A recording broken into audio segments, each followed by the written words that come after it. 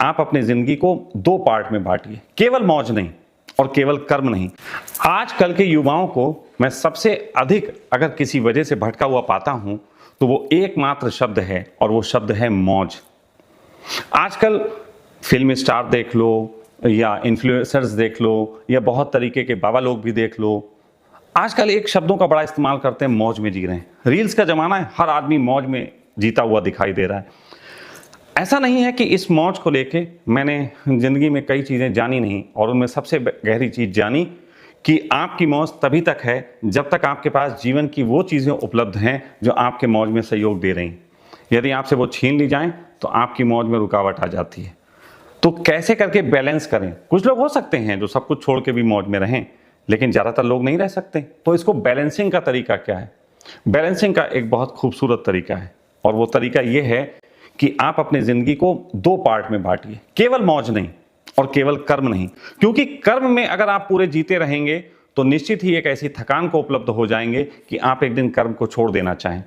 और यदि आप पूरे मौज को पकड़ने चलेंगे तो कहीं ना कहीं आप एक ऐसी स्थिति में उपलब्ध हो जाएंगे जहां पे जाके आपका जीवन विषाद से, निंदा से, आत्मग्लानि से भर सकता है।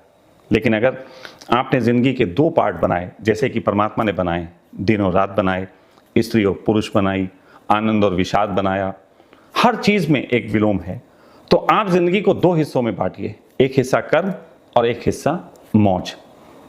तो जब आपको जो कर्म करने हो, जैसे मैं अपनी बात कहूं, मैं इसको कैसे बैलेंस करता हूं, मुझे जब ऐसा लगता है कि ये काम करना है तो जब तक वो काम ना हो जाए मैं आराम नहीं करता। मैं उस काम के लिए प्रयास करता हूं, सब कुछ करता हूं, और जब वो काम हो जाता है उसके बाद मौज होती है।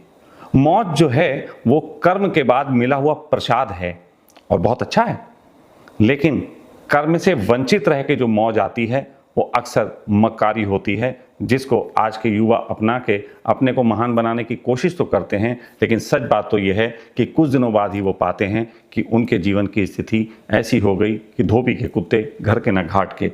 ना तो उनको वो मिलता है जिसको वो पाने निकले थे, और ना ही उनको जीवन की वो छोटी छोटी खुशियां उपलब्ध होती हैं जो कि एक आम आदमी के जीवन में होनी चाहिए। तो आप अपने जीवन में मौज और कर्म का संतुलन बना के जिंदगी के वास्तविक आनंद को उपलब्ध हो सकते हैं।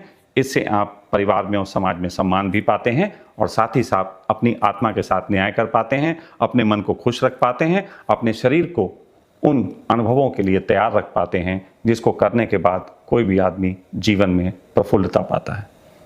Thank you.